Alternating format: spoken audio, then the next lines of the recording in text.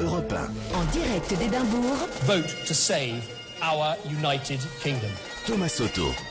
L'Écosse n'est pas passée loin de son rêve aujourd'hui, mais c'est raté, elle ne sera pas indépendante. Cela dit, ce qui se passe ici peut peut-être donner des idées à d'autres indépendantistes. La secousse écossaise peut-elle déboucher sur un séisme européen? C'est la question qui fâche de 7h15 sur Europe 1. Et pour y répondre, je reçois ici, dans ce pub d'Édimbourg, Gilles Simeoni. Bonjour. Bonjour. Vous êtes le maire de Bastia depuis mars dernier, maire nationaliste. Alors au moment où on se parle, on voit apparaître sur les écrans de télévision écossaise Alex Salmond, le Premier ministre écossais. C'était l'homme qui incarnait ce rêve d'indépendance pour l'Écosse. Il est en train de prendre acte officiellement de sa défaite. Certes, il a échoué, mais est-ce qu'il a réalisé une partie de votre rêve aujourd'hui, Alex Salmond? Je pense que le fait que ce référendum se soit tenu, et y compris son résultat, même s'il peut être décevant pour les partisans du Yes, démontre que l'indépendance de l'Écosse va dans le sens de l'histoire. Et je pense que ce qui n'a pas été possible aujourd'hui le sera probablement dans les années à venir. Mais ce qu'il faut retenir aussi, c'est un grand moment démocratique, puisque aujourd'hui tous les Écossais vont continuer à avancer ensemble. Le camp du oui reconnaît sa défaite. Vous avez vu qu'autour de nous l'ambiance est bon enfant, et je crois que c'est aussi une des leçons de ce scrutin. C'est quoi l'image que vous allez retenir de ces dernières heures? Vous êtes là depuis avant-hier. Tout à fait, oui.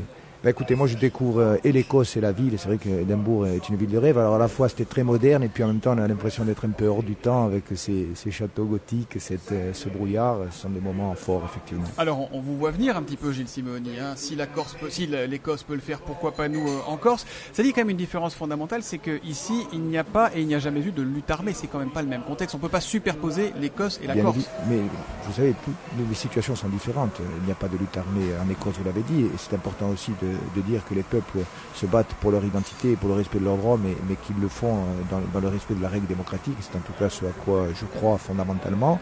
Les situations sont différentes en Catalogne, en Écosse et bien sûr en Corse, mais il n'empêche que entre toutes ces situations, il y a un point commun, c'est qu'il y a des communautés historiques qui revendiquent leurs droits. Et il y a un autre point commun, vous citez la Corse, la Catalogne, on peut citer la Flandre, la Ligue du Nord en Italie.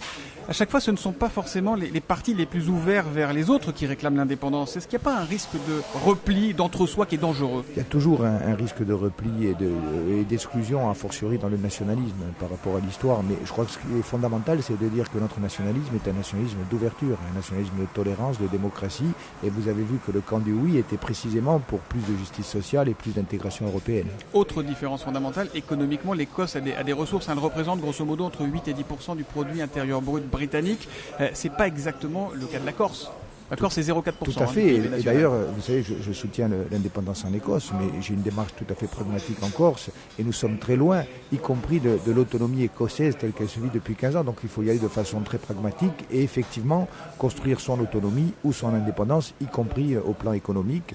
Et c'est ce que nous allons nous attacher à faire dans les années à venir en Corse. Mais est-ce qu'aujourd'hui, par exemple, vous demandez au gouvernement français d'avoir le droit d'avoir un référendum, vous aussi en Corse, d'autodétermination? Je pense que c'est naturel. Vous savez, le peuple corse existe. Personne ne le conteste, il a sa langue, son territoire, son histoire, sa culture, ses intérêts propres.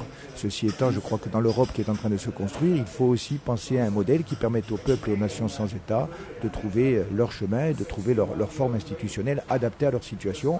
Ça veut dire quoi adapté à cette situation? Ça veut dire que ça serait une indépendance subventionnée par l'Union européenne pour la Corse? Ah non, je pense qu'aujourd'hui c'est plutôt la dépendance qui est subventionnée, et précisément je crois que la revendication en Corse se construit aussi sur une idée fondamentale qui est celle de l'émancipation.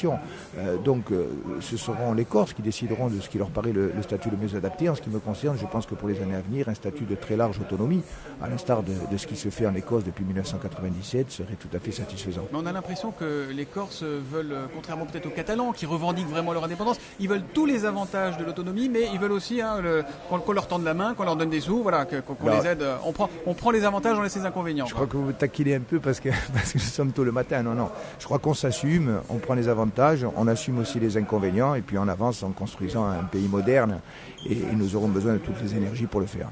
Est-ce qu'il peut y avoir demain une sorte d'international de toutes ces régions qui veulent? Est-ce que les Catalans, les Écossais, peut-être si la question revient, les Corses et les autres peuvent s'unir pour une revendication commune? Elle existe déjà. Vous savez qu'hier j'ai participé notamment à une conférence de presse de l'Alliance libre européenne qui regroupe une quarantaine de mouvements indépendantistes, autonomistes et régionalistes. Et effectivement, sur tout le territoire européen, il y a des peuples que l'histoire a conduit à ne pas avoir d'État et qui aujourd'hui revendiquent la prise en compte de leur spécificité. Voilà, puisque je vous tiens, j'ai une dernière question pour vous. Vous êtes le maire de Bastia. On a appris, et on l'entendait tout tout à l'heure dans le journal de 7h que Brandao, le joueur de Bastia, qui a mis un coup de boule à Thiago Silva, le joueur parisien, va être suspendu pour 6 mois ferme sans football. C'est mérité, c'est normal.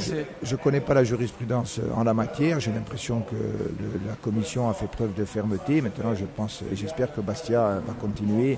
Forza Bastia, allez les Bleus, allez Bastia. Allez les Bleus, allez Bastia, mais quand même, c'est mérité. Alors, le geste était déplorable. Il a été sanctionné, c'est normal.